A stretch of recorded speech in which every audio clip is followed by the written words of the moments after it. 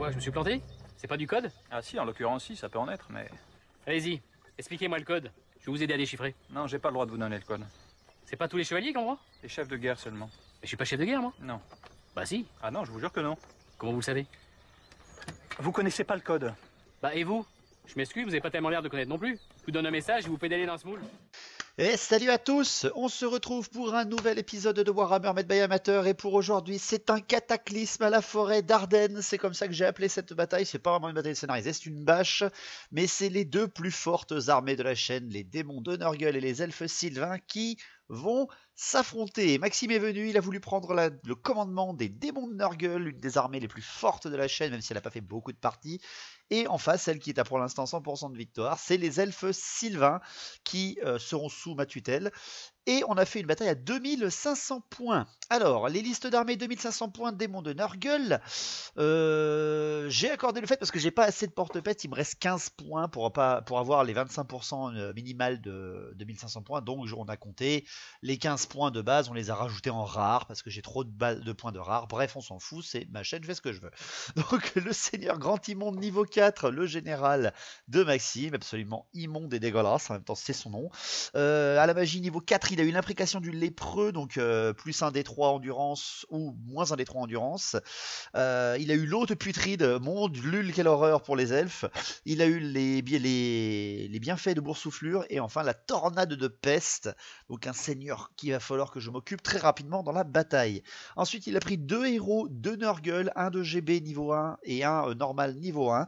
Son niveau 1 GB a eu les attaques empoisonnées, donc parfait, et son dernier héros niveau 1, lui il a pris le flot de corruption, donc le souffle, test d'endurance contre les elfes, dégueulasse. En unité de base, 2 fois les unités de 20 porte-peste avec étendard musicien et chef, avec aussi pour l'un la résistance magique améliorée et pour l'autre le plus 1 de mouvement. Donc vraiment pas trop mal.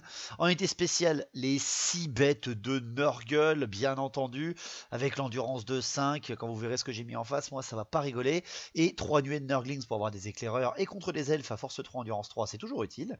Et en unité rare, je lui ai permis de prendre donc le trio de broyeurs d'âme de Nurgle avec la pince d'os démoniaque, et les 2 x 3 drones de la peste, étendard et musicien, attaque empoisonnée, même pour les drones. Donc voilà, du bourrin, 2500 points, ça c'est beau à voir.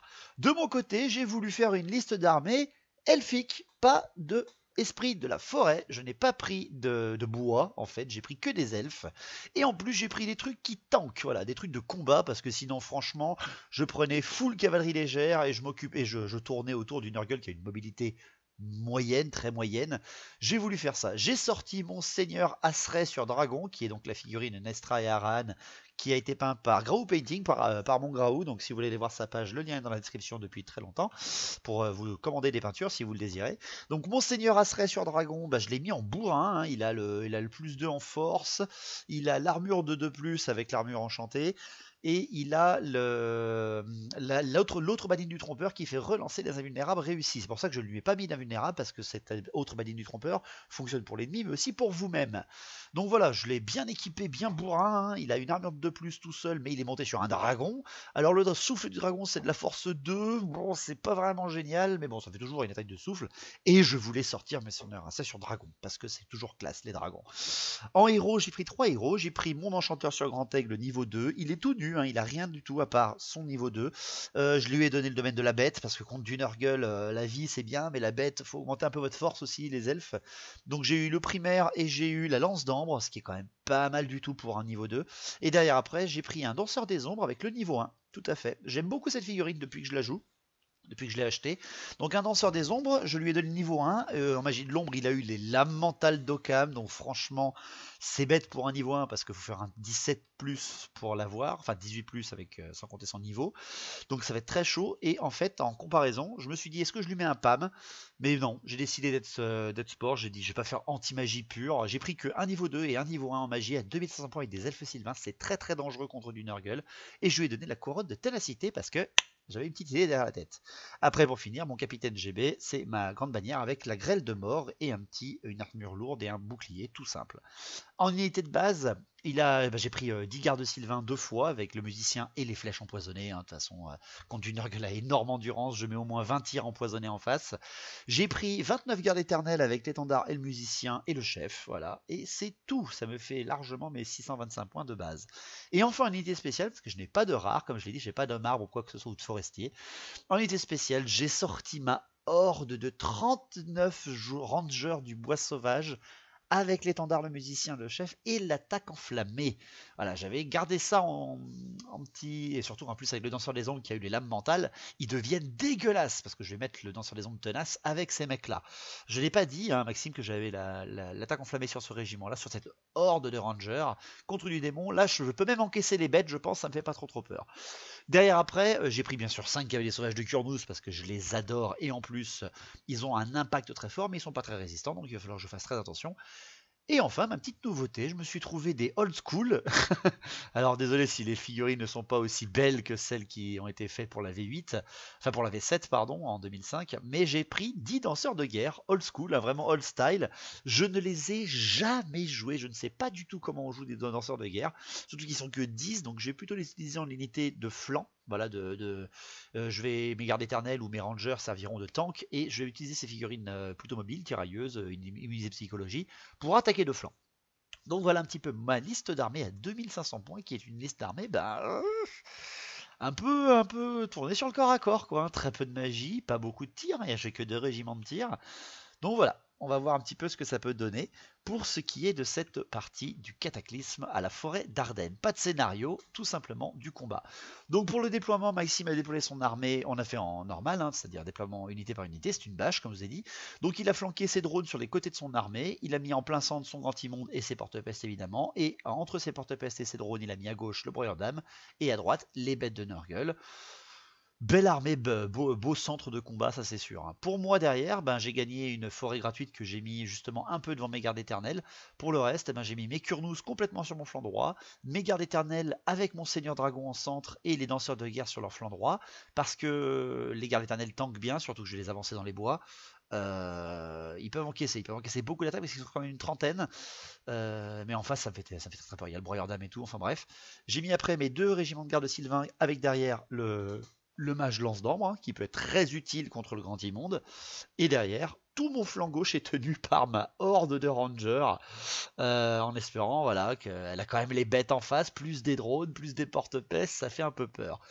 Les éclaireurs se sont déployés après, les Nurglings, qui arrivent sur le côté de mes rangers, mais bon, s'ils viennent au corps à corps, ils risquent de comprendre leur douleur, donc ça me dérange pas très bien. Et pour finir, mes Kurnous ont fait une très légère avant-garde pour ne pas être à portée de charge des drones.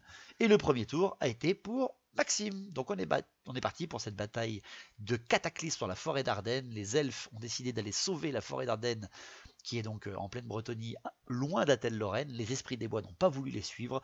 Ils doivent donc se débrouiller tout seuls.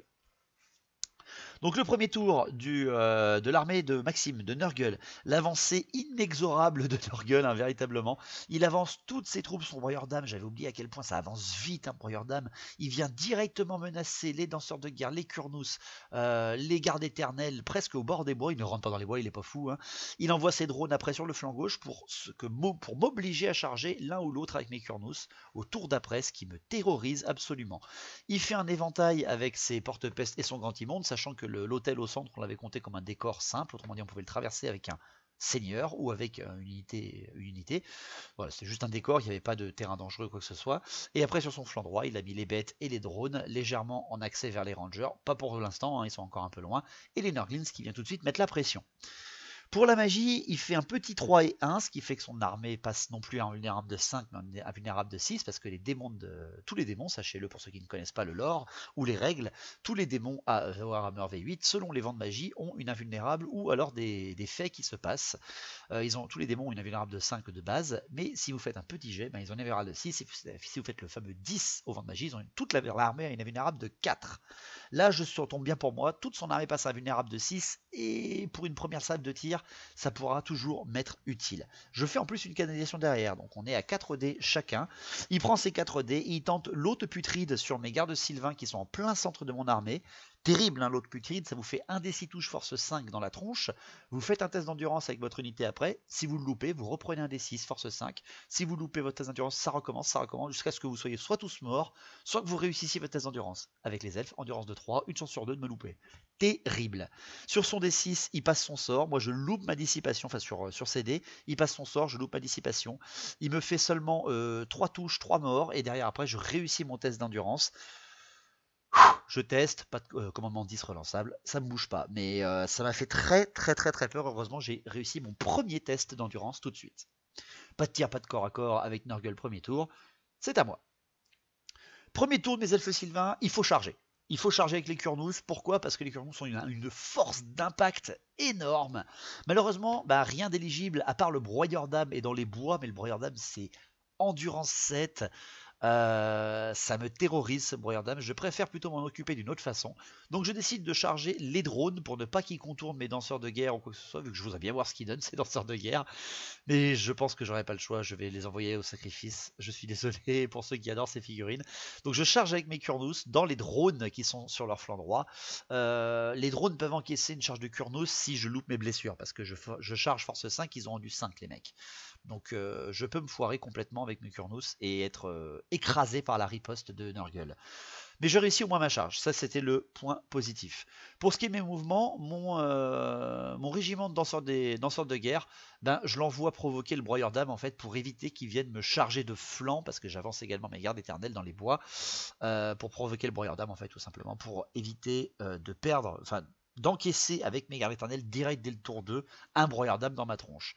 Donc les danseurs de guerre se mettent devant et font face à leur destin. Mon mage sur Grand Aigle, lui, passe derrière les danseurs de guerre, mais pour éviter de se prendre une charge irrésistible, il se place correctement, mais aussi pour voir les danseurs de guerre, mais aussi le broyeur d'âme, parce qu'il a une lance d'ambre. Ça peut être pas mal. Je tourne également mes gardes sylvains pour qu'ils voient à la fois le... Enfin, je les tourne, je les juste pivote très légèrement, ce qui ne va pas vraiment leur faire de dommages pour le tir. Ils ont quand même une bonne CT de base, pour voir soit le broyeur d'âme, soit le grand immonde. Ce sont mes cibles absolues avec mes tirs. Pour le reste, à part avancer mes gardes éternelles, rien ne bouge. Parce que j'attends, je ne bougerai pas mes rangers des bois. Il viendra me chercher ou je ne resterai là. À la magie, je fais 5 et 2. Pas de canalisation des deux côtés. Donc directement, je prends 5 dés et je tente la lance d'ambre. Je tente la lance d'ambre au maximum sur le broyeur d'âme, parce que quitte à le passer en irrésistible et vu qu'en plus il n'a qu'une invulnérable de 6, c'est le moment de frapper le broyeur d'âme, je peux lui enlever directement 6 PV et le one-shotter. Je balance avec 5 dés, je fais 22 avec mon niveau 2, ça passe, donc la lance d'ambre améliorée. Et derrière après, Maxime prend les 5 dés pour dissiper, il a un niveau 4, hein, donc il a un gros avantage sur moi pour la dissipation. Et au même nombre de dés, je fais 22 et lui fait 17. Je passe mon sort à 5 dés. Je passe bien, heureusement, à force 10 sur endurance de 7, je ne fais pas de 1, je blesse le broyeur d'âme, je jette mon dé, il jette d'abord son invulnérable, il loupe son invulnérable, parce que c'est qu'une invulnérable de 6, et derrière après, je lui arrache 5 PV au broyeur d'âme. Ça, c'est une bonne lance d'ambre. Et derrière après, à 2 dés, je tente le plus en force et en endurance. Sur mes Kurnous, qui sont pile poil à 12 pas, je le tente, et sachez que sur un 9, parce que normalement le sort fait 10, mais là c'est des cavaliers, donc ils ont des bêtes, donc c'est moins 1, et bien mon domaine de la bête passe à 9 pour le primaire, et je réussis à 9 tout pile, à 2 dés plus mon niveau 2. Donc mes Kurnous passent en du 4, force 6 en charge, et là c'est pas pareil,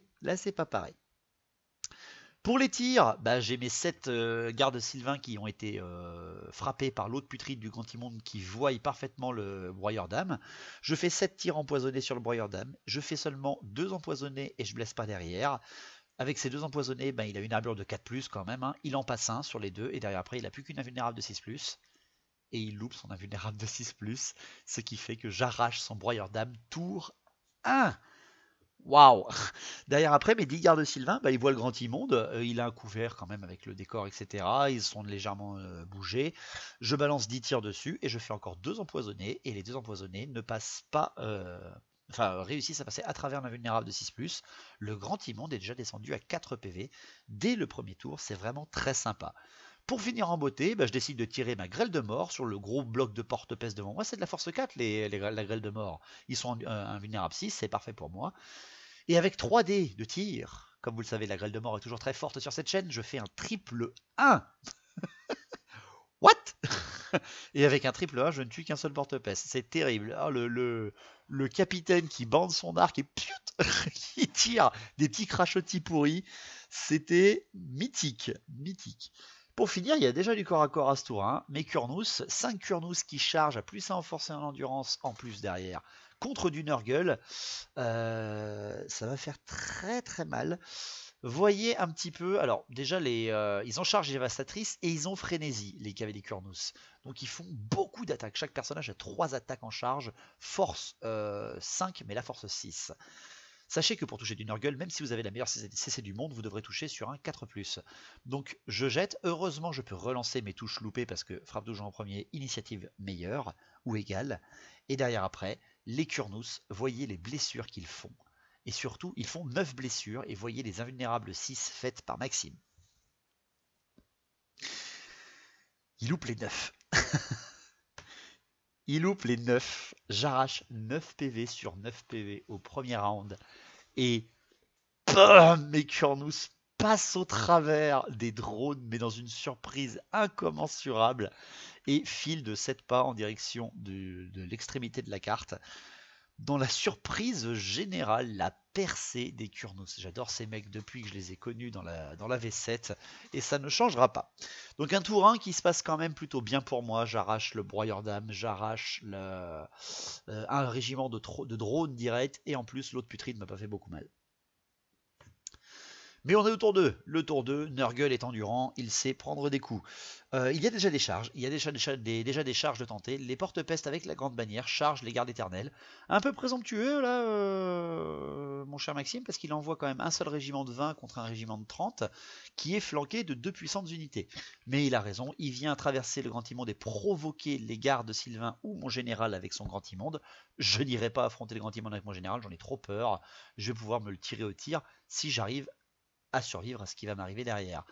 Il avance après pour le reste son flanc droit sur la même ligne pour avoir porte-peste, bête et drone et Nurglings à portée des rangers. Et la 3 régiments sur ma horde, ça serait horrible. Ça serait juste horrible. À la magie, il fait 6 et 5. Et je fais une canalisation. Donc 6 et 5, ça veut dire que il y a un des sorciers aléatoirement sur la table, donc un de mes sorciers, un des ennemis, hein, qui doit faire un test de commandement. Et s'il le loupe, il se tue directement et devient lui-même un héros des dieux du chaos. Il devient un démon. C'est mon sorcier sur Grand Aigle qui est désigné d'office par le test aléatoire. Et derrière après, je dois tester sur un commandement de 10 relançable.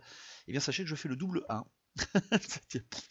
Recule, démon, je ne subirai pas ton courroux, je ne subirai pas ta tentation. Donc très très beau jet de la part de mon mage qui survit à ça. Mais ça fait quand même 11 dés dans la main de Maxime en face. Donc directement sur le gros régiment qui affronte, enfin le régiment porte-peste qui affronte mes gardes éternels, il envoie le +1 des 3 d'endurance avec son grand immonde. Et c'est là que tu comprends qu'il a raison de faire ça. Il me tank complètement les gardes éternels. Il passe son sort. Moi je le laisse passer parce que j'ai trop peur de ses autres sorts, de l'autre putride, etc. Et surtout de sa tempête de peste. Il réussit son sort et derrière après sur un des 3 il fait +3 en endurance. Les porte-peste passent à endurance de 7. Donc même le dragon maintenant aura du mal à les blesser. C'est terrible. Ensuite il balance l'autre putride sur mes gardes Sylvain qui sont full. Il le passe et moi encore une fois je décide de le laisser passer. Avec un peu de chance il me fera pas beaucoup de mal. Il passe son sort bien entendu. Le premier fait 4 touches, il me fait seulement 2 morts, donc je m'en sors plutôt bien. Je teste l'endurance, je loupe. Il me fait 3 touches, il me fait 3 morts. Je lance encore mon test d'endurance, je loupe encore. Il me fait 4 touches, 4 morts. Il me reste plus qu'un seul gars. Je loupe encore mon test d'endurance. Il me fait 5 attaques force 5, enfin 5 touches force 5 dans la tronche. Et il m'oblitère mon régiment de garde Sylvain avec un autre putride. Parfait, heureusement que c'est pas transmissible à d'autres unités ce truc, parce que contre les elfes c'est le paradis quoi. Là, ça change de ne pas avoir la bannière du dragon monde, hein, ça c'est sûr. Et pour finir, j'ai 6 dés, il en a 6, et il va tenter la tempête de peste.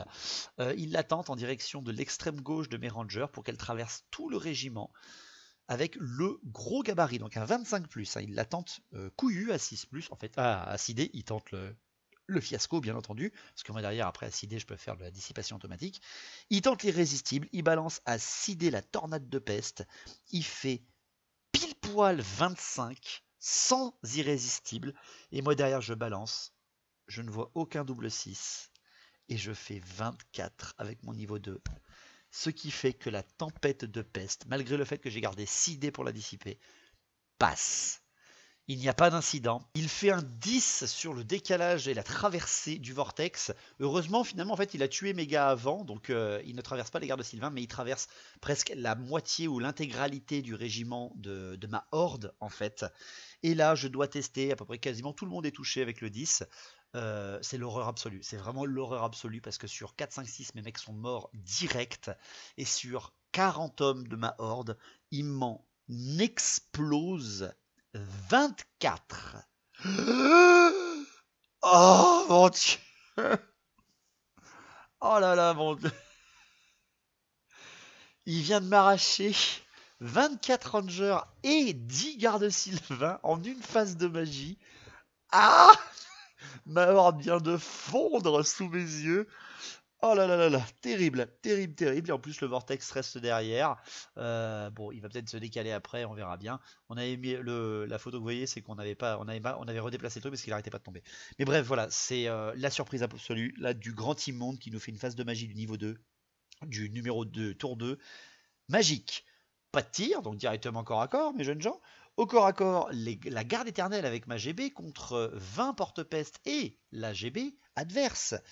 Je frappe avant avec ma GB, j'essaie de taper le héros de Nurgle, mais je ne lui fais absolument rien. Derrière, après, sa GB tente de frapper ma GB et elle loupe toutes ses touches. Ça, c'est parfait pour moi. Donc, c'est parfait, en tout cas pour l'instant, jusqu'au moment où je balance mon torrent d'attaque, parce que la garde éternelle sont dans les bois, c'est-à-dire qu'ils ont frappe sur un rang 2+, c'est-à-dire qu'ils frappent sur 4 rangs là, alors qu'ils sont en lance, ils sont pas en horde. Donc c'est vraiment bien, j'ai beaucoup d'attaques. Et derrière, je relance les 1 pour blesser, parce que j'ai les attributs des hauts elfes et des elfes noirs quand je suis dans les bois. C'est vraiment très très cool. Mais avec mon torrent d'attaque relançable, alors je touche sur du 4+, je blesse sur du 6, hein, et encore, et les poussières, je ne fais que 2 porte-peste morts. Je ne tue que 2 porte-peste à ce moment-là, parce que son invulnérable est repassé à 5+, hein, faut pas oublier ça aussi. Hein. Et comment dire, le retour dans ma tronche, c'est 4 gardes éternels seulement de tuer. En même temps, sur 10 attaques de ces porte-peste, 4 morts, sachant qu'il me touche sur du 4, il me blesse sur du 3. Je m'en sors plutôt pas mal. J'ai beaucoup de bonus fixes, c'est au moins l'avantage. Mais bon, malgré ce fait, j'ai perdu le combat. Je suis tenace, je ne bouge pas, bien entendu, et je reste fièrement au combat. Donc à mon tour 2, il va falloir rattraper la situation parce que mon flanc gauche là n'a plus rien du tout. Il me reste 16 rangers et c'est tout face à 4 régiments intégraux, on s'en fout, des démons. Le grand immonde est blessé par contre, ça c'est bien. Et surtout, mes gardes éternels ont tanké, mais là les porte-peste ont une endurance énorme et j'ignore vraiment comment je peux faire. Donc je tente un truc. Parce que je regarde et je redétaille un petit peu les capacités des danseurs de guerre, et j'ai mon idée, et je charge donc de flanc avec mes danseurs de guerre, comme je l'avais prévu, donc au final, l'énorme régiment de porte-peste avec son énorme endurance. Pour le reste, je ne fais aucune autre charge, je ne cède pas à la tentation de charger avec mon général sur son grand immonde, j'en ai encore une fois trop peur. Au mouvement, mes rangers reculent légèrement, s'enfoncent un peu plus dans les bois pour encaisser une charge plutôt au tour d'après. Tandis que mon mage sur Grand Aigle, lui, vient se mettre entre les rangers et les gardes Sylvain pour pouvoir au moins balancer une lance d'ombre en fait sur le général. Voilà, c'est vraiment, il l'a deviné à ce moment-là. De toute façon, c'était sûr et certain que j'allais faire comme ça. Pour ce qui est de mon général, il provoque quand même le grand immonde pour que ce soit lui qui me charge au tour d'après. Pour ce qui est de la magie, pardon, j'ai oublié les Kurnous qui, eux, faut vite rentrer. Cavalerie légère, 18 pas quand même de déplacement, très utile. Je viens les emmener derrière le régiment porte-peste qui affronte les gardes éternels. Parce que mon flanc gauche est foutu. Je me l'avoue sans aucune honte. À ma magie, donc, je fais un 3 et 1. C'était pas du tout ce moment-là qu'il fallait faire. J'aurais voulu dissiper le vortex ou quoi que ce soit avec beaucoup de dés. Je fais au moins une canalisation, donc je m'embête pas. Je prends 5 dés. Malheureusement, Maxime en fait une aussi derrière, donc il a 4 dés pour me dissiper. Je balance 5 dés encore une fois, la lance d'ambre au maximum sur le grand immonde. La lance d'ambre au maximum, elle est à 15+, en version améliorée. Je la passe à 16, et derrière après, avec tous ces dés, il ne fait qu'un 13 pour me dissiper. Deuxième fois que je passe la lance d'ambre avec un niveau inférieur de magie. Et là, ma lance d'ambre touche, ma lance d'ambre blesse, alors je veux dire, elle blesse. L'invulnérable est loupé, il n'a plus que 4 PV. Et derrière après, je balance mon dé 6. Et je lui enlève que 3 PV. Ah, je ne one-shot pas le grand immonde avec ma lance d'ambre. J'ai passé tous mes dés là-dedans pour essayer de le one-shotter. Je n'y arrive pas. Donc derrière après les tirs, il me reste 7 gardes Sylvain et Monseigneur avec flèche empoisonnée. Je tire dessus, Monseigneur se foire complètement alors qu'il est devant, il n'a pas bougé. Et les 7 gardes Sylvain qui ont pris un autre putride au premier tour tirent dessus sur le grand immonde à courte portée, ils n'ont pas bougé. Je fais encore seulement 2 empoisonnés et rien d'autre. Il fait une première invulnérable de 5 et il loupe la deuxième. Merci les tirs et la magie, elle fait Sylvaine. Heureusement, j'en ai pas mis plus finalement. Je one-shot le grand immonde tour 2. Waouh, ça c'était cool. Ça c'était vraiment cool. Le duo lance d'ambre et tir empoisonné des elfes Sylvains contre les unités uniques, les figurines uniques, c'est vraiment quelque chose que je vous conseille de jouer. Donc voilà pour les tirs, qui sont quand même bien finis. Et derrière après, c'est le corps à corps. Alors le corps à corps, mes gardes éternels ont pris quand même un petit coup dans la tronche, mais ils ont enlevé quelques porte-pestes, malgré le fait qu'ils aient toujours le bonus de l'endurance. Mais c'est les danseurs de guerre qui vont peut-être m'aider. Pourquoi? Parce que les danseurs de guerre, ils ont plusieurs... En fait, à chaque round de corps à corps, ils choisissent, on va dire, un bonus, une danse, et ils peuvent soit gagner une attaque en plus par personne chez les danseurs de guerre, soit ils gagnent le coup fatal et le perforant, ce qui est toujours sympathique, soit ils se gagnent tous une invulnérable de 3+, ça ne fonctionne que pour un round à chaque fois, hein, soit ils enlèvent tous les bonus de rang au résultat de combat adverse. Et ça c'est cool. Donc je choisis en fait une danse plutôt comme celle-là, qui enlève les bonus de rang, parce que moi j'en ai encore beaucoup, et même s'il me fait beaucoup de dommages en riposte, moi je vais pouvoir au moins lui faire des dommages fixes, des points fixes. Et le but de tuer les démons, c'est pas vraiment de tous les tuer, c'est de les faire rendre instables. Ils ont perdu en plus leur grand immonde, donc c'est le moment de faire ça. Les danseurs de guerre, ils balancent un nombre d'attaques qui est pas trop mal, ils ont 15 attaques pour 10 figurines, ce qui est tout à fait honorable, hein. Et ils me font une surprise pas possible, pour les 6 pour blesser, ils en font 5. What the fuck, mec? Magnifique. Je passe donc 5 blessures. Mais derrière après quand même, il n'y a que 3 morts, il y a 2 invulnérables de 5, ce qui est stat. Et derrière après, ma GB et mes gardes éternels ne font que 3 porte-peste morts. Par contre après derrière, la GB de Nurgle, elle oblitère la mienne. Il me l'explose à grands coups de tatane dans ma tronche. Et après c'est les 9 attaques des porte-peste sur les gardes éternels et les 2 attaques de porte-peste sur les danseurs de guerre qui loupent toutes. Il ne fait aucun 4+. 1, 2 et 3 à tir la volo. Il ne fait rien. Ce qui fait que là, ma stratégie, mais comment elle est payante en fait, parce que j'ai déjà énormément de bonus fixes. En plus, je lui ai fait des morts, et je le charge de flanc, et je lui enlève tous ses bonus de rang. Donc la stratégie hyper payante des danseurs de guerre et des gardes éternels qui ont survécu à des porte-pestes aveugles à ce moment-là. En fait, ils ont été obnubilés par le travail de leur GB, ils n'ont rien fait derrière. Et en fait, avec l'instabilité, les porte-pestes perdent de 8 points. Ils font un premier test de commandement, parce qu'ils ont la GB toujours. Ils font un premier test de commandement et ils font un 12. Et quand tu es démon et que tu fais un test de commandement de morale au combat à 12, quel que soit le nombre d'unités que tu as, tu peux avoir 60 porte-pestes. Si t'as fait 12 au commandement, ils implosent. En fait, ils sont bannis. Mais heureusement, il a la GB. C'est très bien. C'est très utile, fait 7 GB dans les démons. Il relance son jet, mais il fait quand même pas 12, mais il fait 10. Ce qui fait que quasiment tous les porte-pestes explosent, sauf un et la grande bannière. La charge de flanc des danseurs de guerre, c'est elle qui m'a sauvé vraiment. Mais le fait que les gardes éternels n'ont pas beaucoup pris, c'est les danseurs de guerre qui ont quand même fait 3 morts à 10. Sur l'endurance de 7. Finalement, ils auraient tout à fait tenu contre le broyeur d'âme. Je sais pas pourquoi j'avais peur. Donc ça se finit quand même vachement bien encore une fois pour moi ce tour 2. Le grand immonde est mort et mon flanc droit est très sécurisé, mais c'est mon flanc gauche qui devient nul. Immonde. Totalement immonde. Le tour 3 des démons de Nurgle. Le tour 3 des démons de Nurgle, les charges tentées. Il y a 2 charges de tentées. 3 charges de tentée. Il y a les bêtes et les drones qui chargent mes rangers à travers les bois. Et sachez qu'ils arrivent leur charge, alors j'avais reculé pour ne pas aller dans le vortex, mais j'avais reculé. Et derrière après, les porte-pestes tentent de charger les guerriers et les gardes Sylvains, mais ils se loupent. Et heureusement pour moi, ça me permet de tirer à travers et de tuer 2 gars avec mes flèches empoisonnées et mes 7 gardes Sylvains. Donc vraiment bien pour moi. Les bêtes et les drones sont vraiment devant le vortex, donc il n'y a pas de souci pour eux. Comme encore une fois sur la photo, le vortex c'est entre les rangers et le mage aigle, mais il n'arrêtait pas de glisser comme je vous l'ai dit. Pour ce qui est des mouvements, les Nurglings, eux, ils voient que les rangers ont trop reculé, ils ne pouvaient pas charger, donc ils passent derrière le corps à corps et ils s'avancent un petit peu pour aller aider leurs copains porte-peste. À la magie, le vortex s'effondre, il fait un incident, Maxime, donc son vortex disparaît, ce qui m'arrange autant que lui finalement, même si endurance et Nurgle c'était vraiment un problème. Et derrière après, il fait seulement 4 et 1, et il fait une canalisation derrière. Donc 4 et 1, c'est Tzeentch qui frappe la table, qui frappe tous les ennemis qui ne sont pas engagés au corps à corps, mais aussi toutes les figurines de Nurgle qui ne sont pas engagées au corps à corps. Donc là, on se regarde tous les deux, on fait ah d'accord, ok, bon, Tzeentch commence à foutre sa mouise. Il balance pour tout le monde, Monseigneur, les gardes Sylvains, mon aigle, ses porte-peste, ses Nurglings et mes Kurnous. Et bien entendu, il touche mes Kurnous. Le petit gabarit Force 4 qui tombe dessus, qui dévie de 1. What? Qui touche tous mes Kurnous et qui m'en bute 2. What? C'est quoi ce vol, quoi? Vraiment du vol.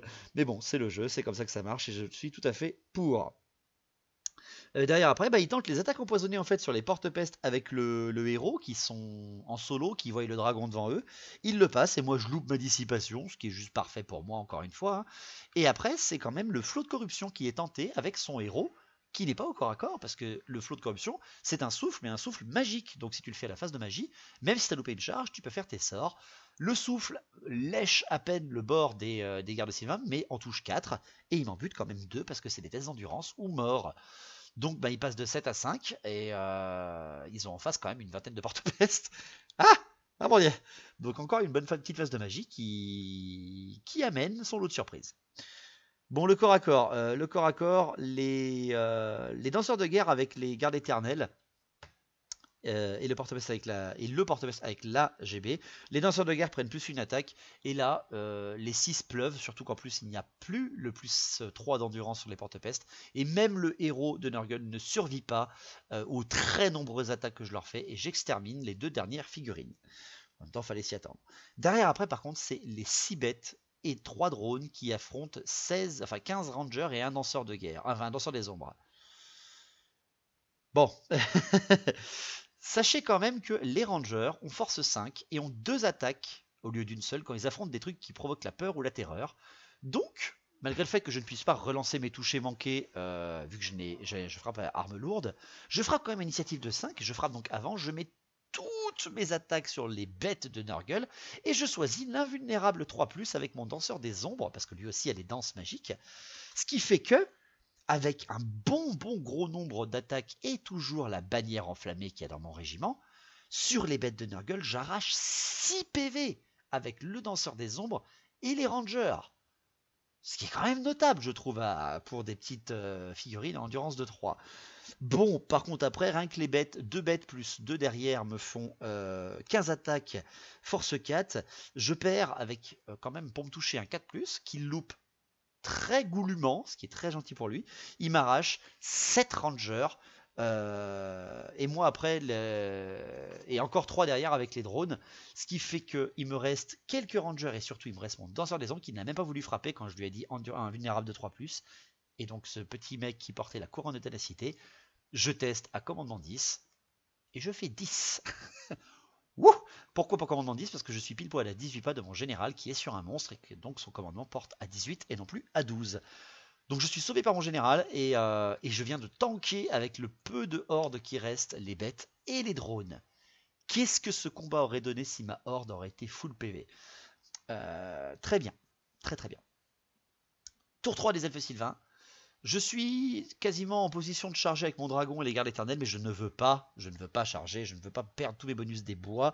Les elfes sylvains sont courageux tant qu'ils combattent chez eux, hein. Je l'avoue sans aucune honte. Donc je fais des mouvements, je reforme mes unités.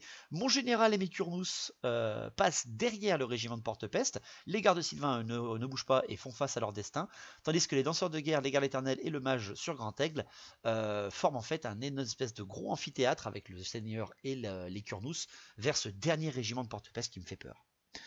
À la magie, je fais 3 et 1, ça me fait suer quand même 3 et 1, mais je veux pas tenter la lance d'ambre ou le puissant en force et l'endurance, je veux tenter quelque chose, j'ai 4 dés, c'est couillu, hein, c'est très couillu de tenter ça, je veux tenter les lames mentales d'Occam avec mes rangers, enfin avec mon danseur des ombres sur les rangers. Pourquoi? Parce qu'avec encore une dernière salle d'attaque avant de mourir, je pourrais peut-être arracher encore finir la bête qui est blessée et peut-être en tuer même une autre. Ce qui a frappé à force de 8 relançables. Là par contre c'est pas du tout pareil. Parce qu'ils lâchent leurs armes lourdes et ils frappent avec leur force mentale, on va dire comme ça. Donc ça serait très utile pour moi. Il faut faire un 18, je balance à 4 dés avec un niveau 1, c'est très couillu, hein, c'est très très tendu, et je fais un 17. Avec mon niveau 1, en comptant mon niveau 1. Dommage, j'ai voulu tenter, j'ai trouvé ça joli. Pour les tirs, les 5 gardes Sylvain tirent sur les porte-pèces qui sont devant. Ils ont tué un encore de plus. Voilà, écoute, 5, un mort à chaque fois sur l'endurance de 4, un vulnérable de 5. Je me plains pas. Pour finir, le corps à corps, bah, mes 5 rangers et mon danseur des ombres qui ont toutes les bêtes. Mes rangers arrivent à tuer la dernière bête qu'ils avaient blessée, donc ils ont quand même arraché 2 bêtes à 16. C'est quand même pas mal. Et derrière après par contre non, hein, les bêtes et j'ai dû choisir plus une attaque avec mon danseur des ombres et les bêtes et les drones m'exterminent mes rangers sans ménagement. Ce qui amène à la fin la reformation des drones et la reformation des bêtes. Et il les reforme pour que les drones voient mon général et que les bêtes voient le flanc des gardes Sylvain que je n'avais pas vu. En fait, voilà, j'ai mal placé mon général, je pense, parce que les drones peuvent venir le charger là. Petite anecdote, normalement j'aurais dû faire du tir, en plus de mes 5 gardes Sylvain, j'aurais dû souffler avec mon dragon. Mais j'avais oublié. Voilà, alors que je l'avais placé pour ça, hein, pour souffler dans le dos. Même la force 2, c'était du 6, mais bon voilà, sur du porte-pèse, ça aurait pu faire magique. Et ben là non. J'ai oublié, donc tant pis pour moi. Le tour 4, le tour 4 de Nurgle. Mon flanc gauche s'est effondré, par contre son flanc gauche aussi s'est effondré, donc on pivote la table et on continue le combat car la maladie de Nurgle n'est que résistante et endurante, hein, franchement, méfiez-vous-en toujours. La charge des bêtes et des porte-pestes dans les gardes Sylvain, bien entendu que les deux réussissent. Je tire en direction des porte-pestes, mais je ne fais rien, malheureusement je fais rien en riposte. À la magie, il fait un 6 et 1, donc c'est 7, donc il ne se passe rien avec les démons, les dieux. Ils ne prennent pas vraiment part au combat, et derrière après, il ne peut plus faire son flot de corruption, parce que là il est au corps à corps, et qu'il n'y a plus que ça en mage, donc il fait pas de magie. Il fait pas de tir non plus, donc directement le corps à corps. Et est-ce que c'est bien un corps à corps? Ben oui, parce que quand même mes elfes frappent avant. Mes elfes frappent avant, ils sont 5. Ils ont 5 attaques qui touchent à 4+, relançables et qui blessent à 5+. Et bien sachez que même si c'est des gardes Sylvain qui sont tout nus, ils arrachent quand même 2 porte-pestes avant de se faire oblitérer. L'autre chose que j'ai pas parlé, c'est que les drones ont chargé. Les drones ont chargé mon général. Je les ai vus arracher des sphinx de guerre, ces mecs-là. Ils ont attaqué empoisonné, etc. Donc ça fait très très peur. Et ce combat-là est terrible. Pourquoi? Parce que les drones contre mon général, il ne fait que moins de PV. Et le dragon, en plus de son souffle que j'utilise maintenant, parce que ça fait toujours des attaques gratuites contre des figurines sans armure, et ben mon souffle fait double 1. J'aurais vraiment pas dû l'oublier contre les porte-pestes. Et j'enlève 3 PV avec le dragon seulement, et son souffle. Hein. Donc j'enlève 5 PV sur les drones, donc j'enlève quand même un drone avant que le combat n'arrive. Et 2 drones, donc ça fait 6 attaques CC3 force 5, et 2 attaques CC3 force 4, empoisonné tout ça. Hein. Tout le monde frappe mon dragon, il frappe que le dragon avec toutes ces attaques-là. Il me fait seulement 3 blessures, et derrière après c'est que les drones qui me font à force 5, c'est de l'empoisonné qui passe, hein, surtout, et derrière après en fait ben, j'ai quand même une armure de 3+ avec mon dragon, j'avais oublié, c'est quand même un truc bien tanké pour des elfes Sylvain. Ça me passe mon armure à 5+, je balance mes 3D et voilà ce que je fais. Et Marie n'est pas encore rentrée à la maison, imaginez. Qu'est-ce qui va se passer quand elle va rentrer? Tous ces dés-là, ça sera les siens. Donc voilà, je ne perds aucun PV avec mon dragon. Les drones qui ont pourtant chargé avec une bannière perdent le combat. Ils perdent le combat de 3. Ils testent à commandement 4. Et ils font 11. Oh là là, et les drones, ils implosent devant mon dragon qui les a refoulés sans aucun dommage. Oh mon dieu, cette image totalement badass. Bon, même si les gardes Sylvain se sont fait massacrer, je m'en suis bien sorti quand même sur mon général. Il n'a perdu aucun PV avec des drones qui l'attaquent. Très très rare. Bon, pour le tour 4 des elfes Sylvain, bah, la charge multiple évidemment, mais je ne suis pas fou. Je fais une charge multiple avec les danseurs de guerre, les Curnous et mon seigneur sur les porte-pestes, et je laisse bien les pètes toutes seules sans les embêter. Mon mage grand aigle passe derrière elle sans être à portée de vue des Nurglings pour leur balancer une petite lance d'ambre au cas où. À la magie, je fais un double 5. La lance d'ambre est tentée sur les bêtes. Je fais un irrésistible 6. Aïe. Donc je prends un dommage sur mon mage, mais rien sur le grand aigle. Bah écoute, je prends ça. Hein. Derrière après, je lance mon dé force 10 parce que je l'avais fait au max. Force 10 dans les bêtes, parce que enlever un D3 PV ça ne tue pas les bêtes, donc je décide d'enlever un D6 PV. Je blesse la bête, mais derrière après, régénération, pas de souci. Et en fait, je viens de perdre un PV pour rien enlever à l'adversaire, en ayant perdu 5 dés pour lancer le sort, et en ayant perdu en plus un dé en plus derrière, vu que j'ai fait un fiasco. Donc terrible, derrière après je prends 4 dés, il en a 5 pour me dissiper, mais il a plus qu'un niveau 1 et moi j'ai toujours mon niveau 2. Je balance le puissant en force et en endurance sur les danseurs de guerre, parce qu'ils sont quand même au front avec les porte-pestes. Et sachez-le que je le passe et que Maxime loupe sa dissipation de 1. Nickel chrome, on continue. J'ai plus de tir, donc directement le corps à corps. Les danseurs de guerre, les Kurnous et mon seigneur sur dragon contre les porte-pestes. Les danseurs de guerre décident d'annuler le bonus de rang de mon adversaire, ce qui est tout à fait logique, encore une fois, faire popper l'instabilité. Et avec toutes mes attaques, j'enlève... Alors les Kurnous ne frappent que le héros pour essayer de le tanner, parce qu'ils ont quand même force 5 en charge, les mecs, et ils le touchent tous. Malheureusement, avec tout ça, il fait un nombre d'invulnérables de 5 monumental, et en fait, il ne perd qu'un seul PV avec, je crois, 7 attaques qui passaient des Kurnous. Très très belle régène, enfin invulnérable du héros porte-peste. Par contre après c'est 8 porte-peste qui sautent et un PV sur son mec. Son mec se retourne et me fait moins un Kurnous seulement et moins un seul danseur de guerre avec ses porte-peste parce qu'il n'arrive pas à toucher la très grosse CC de mes danseurs de guerre. Ce qui fait que avec le résultat de combat, charge de flanc sans bonus fixe, j'oblitère au résultat de combat, l'instabilité en fait le fait popper, hein. J'oblitère à l'instabilité ce régiment de porte-peste avec une triple charge. Les danseurs de guerre, mec, les danseurs de guerre, parce que sinon ils étaient indomptables, les porte-peste. Donc c'est vachement bien ce truc en fait des danseurs de guerre. J'ai bien fait de les acheter, je les ai eu pas cher, même s'ils sont old school et qu'ils sont un peu kitsch, moi je les aime beaucoup. Donc je reforme mes Kurnous et mon dragon pour qu'ils voient les Nurglings et mes danseurs de guerre pour qu'ils voient les bêtes au cas où elles leur foncent dessus. Au tour 5, il n'y a plus que 2 régiments Nurgle face à 5 ou 6 régiments Elfe Sylvain. La charge des bêtes de Nurgle dans mes gardes éternelles et la charge des Nurglings sur mes 2 Kurnous.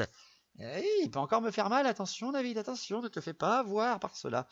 Derrière après la magie il fait 4 et 1, donc Tzeentch qui frappe encore une fois, hein, c'est le 5 à la magie. Tzeentch qui frappe et Tzeentch qui touche encore une fois les danseurs de guerre. Deuxième régiment Elfe Sylvain touché par Tzeentch, il dévie encore une fois que de 1, sur 9 mecs, il m'en bute 5. Ça fait mal. Il n'a pas d'autre magie possible, et encore heureux, mais encore la surprise de Tzeentch qui vient aider Nurgle. Mais qu'est-ce que c'est que ce chaos? Monde Lul, heureusement qu'ils sont immunisés psycho et qu'ils ne s'enfuient pas. Pas de tir, donc directement le corps à corps. Les 3 socles de Nurglings contre 2 cavaliers Kurnous. Même s'ils ont beaucoup d'attaques, j'ai quand même une armure respectable avec quand on attaque avec une force de 3 avec les Kurnous, une petite invulnérable, et beaucoup d'attaques, même si j'ai moins d'attaques quand même parce que je ne charge pas. J'enlève 2 PV au Nurglings, il me tue 1 Kurnous. Ça reste là, ça ne bouge pas. Et derrière après, les bêtes de Nurgle qui sont 4 contre les gardes éternelles qui sont encore une bonne, presque demi-cinquantaine, presque 25. Je fais tout ce que je peux. Tout ce que je peux. J'envoie un flot de dés sur les bêtes de Nurgle, relance sable et relance D1, frappe sur 4 rangs, bref, une pluie d'attaques. Et j'enlève qu'un PV dans les bêtes. Mais quel tank ces trucs-là! Quel tank! Et derrière après, c'est la piquette, Jack! Je perds 10 gardes éternels dans la grosse claque de riposte des bêtes de Nurgle. Heureusement pour moi, je reste encore une fois tenace à 10 et je fais encore une fois, grâce au général qui est à côté, 10 au commandement. Ça fait 2 fois que je me sauve de la catastrophe avec la présence charismatique augmentée grâce au dragon. À mon tour 5 de mes elfes sylvains, la charge, je veux essayer de sauver mes gardes éternels parce que là ils ne vont pas gagner, c'est pas possible, je ne pourrai pas les sauver si je continue comme ça. Les danseurs de guerre chargent de flanc, ils sont plus que 4, mais c'est pas grave. Ils chargent de flanc les bêtes de Nurgle, je pense faire une connerie à ce moment-là. Par contre c'est le dragon qui lui vient charger de flanc les Nurglings pour mon plus grand plaisir. Pour le reste, le mage il vient se placer derrière les Nurglings pour apporter son buff de magie autour de lui. À la magie justement 6 et 3, il n'a que le puissant en force et endurance à tenter, il le tente sur les gardes éternels. Il le passe, mais derrière après, Maxime me fait une dissipation automatique. j'ai rien à dire, hein, parce que derrière ma lance d'armes, je ne peux pas l'utiliser. J'ai plus de tir, donc directement le corps à corps. Bon, mon général et le Kurnus contre les Nurglings, ça fait quand même mal. Hein. Il y a quand même 8 attaques touche force 4 sur le Kurnus, touche force 3 sur le Kurnus, mais rien ne se passe. J'ai de la chance. Mais en fait, c'est que je piétine en fait. Littéralement, hein, tout ce qu'il y a. Et je reforme mon Kurnus et mon général aussi pour qu'ils voient le corps à corps des bêtes et des danseurs de guerre. Derrière après, ben, c'est le corps à corps des danseurs de guerre qui sont plus que 4 et de mes gardes éternels qui sont plus qu'une quinzaine contre 4 bêtes de Nurgle boostées au testostérone. C'est très violent. Je fais une danse qui donne une invulnérable de 3+ à mes danseurs de guerre parce que je veux pas perdre leurs points et si jamais il me frappe dessus il perdra des attaques franchement au lieu de passer tous ses nerfs sur les gardes éternels. Et en fait il passe tous ses nerfs sur les gardes éternels.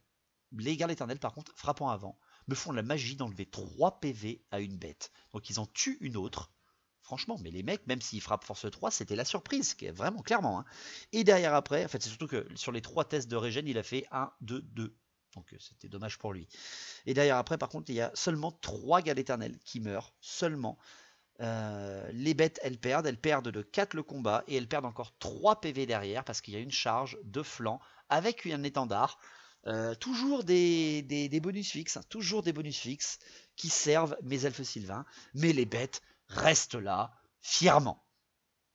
Donc pour finir, le dernier tour, le tour 6 de Nurgle, encore une fois, qu'est-ce qui reste à la fin au dernier tour pour Nurgle? C'est les bêtes. Elles sont 3 contre une quinzaine d'ennemis. À la magie, 5 et 4 se passent. C'est Corne qui frappe et qui frappe l'aigle. Il me fait un 6 pour toucher mon aigle, mais il dévie de 12 et il ne touche rien derrière. Et encore heureux, il m'a arraché mon général là-dessus, par exemple, c'était le vol, mais ça aurait été très beau. Et au corps à corps, ben, les danseurs de guerre et les gardes éternels. Les danseurs de guerre choisissent plus une attaque. J'enlève 2 PV aux bêtes. Et derrière après, je perds 3 danseurs de guerre. Mais je perds pas mon 4e danseur de guerre. Donc il est toujours là. Et un garde éternel. Tout cela reste au combat pour la dernière phase du jeu. La tour 6 des elfes sylvains. La charge de mon général du dernier Kurnus pour aller sauver les gardes éternels et le dernier danseur de guerre sur 2 bêtes encore bien présentes. Mon mage vient à côté pour buffer quelqu'un. À la magie, double 6, je balance le puissant en force et en endurance sur mes gardes éternels. Et encore une fois, Maxime me fait une dissipation automatique. Donc pour la fin du fin, le corps à corps final, mon Kurnus, mon général, mon danseur de guerre et ma douzaine de gardes éternels. C'est l'horreur parce que je fais moins 5 PV sur les bêtes, ce qui fait qu'il en reste une seule. Il n'en reste qu'une seule qui se retourne, qui frappe le Kurnus, qui me tue le Kurnus et qui utilise son piétinement pour tuer le dernier danseur de guerre avant de mourir à l'instabilité. Ah, mon Dieu!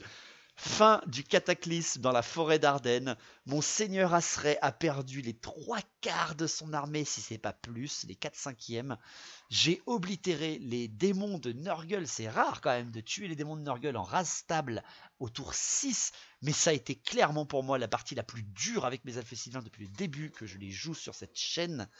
J'espère que ça vous a plu. Il ne reste que 12 gardes éternels, un mage à 1 PV sur un grand aigle et un seigneur Asrey full PV sur la table avec 5000 points de figurine au début. J'espère que ce scénario, cette bataille vous aura plu. Merci à vous toujours de suivre la chaîne. N'oubliez pas, les vacances sont là, donc le rendement va être beaucoup moins important que d'habitude. Mais on a tous une vie, on a tous du boulot, donc vous m'en excusez de base.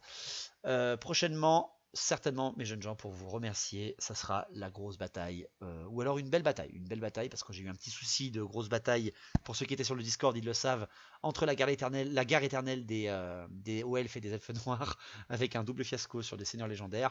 On voulait vous faire 7500 points, on va vous la diminuer, pour vous remercier d'avoir acheté pour la chaîne, hein, les elfes noirs, on va vous faire un petit elfe noir haut elfe, parce que c'est Doruchi contre Azur.